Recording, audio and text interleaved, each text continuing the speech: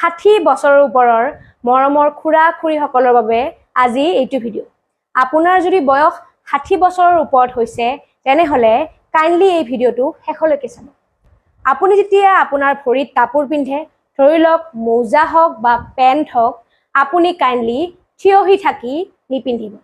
আপুনি যেতিয়া থিয় হৈ থাকি এনেকৈ মোজা পিন্ধে বা পেণ্ট পিন্ধিব চেষ্টা কৰে, আপোনাৰ বেলেঞ্চ হেৰাই যাব পাৰে, মানে আপোনাৰ ভাৰসাম্য হেৰাই যাব পাৰে।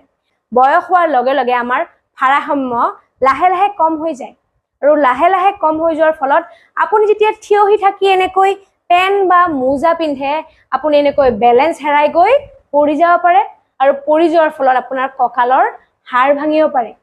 সেয়েহে নেক্সট টাইমৰ পৰা আপুনি যেতিয়া ভৰিত কাপোৰ পিন্ধে, আপুনি কাইণ্ডলি চকী এখন লৈ ল'ব, আৰু চকীখনত সুন্দৰভাৱে বহি ল'ব, আৰু বহি লৈ আপোনাৰ ভৰিত মোজা বা যিকোনো ধৰণৰ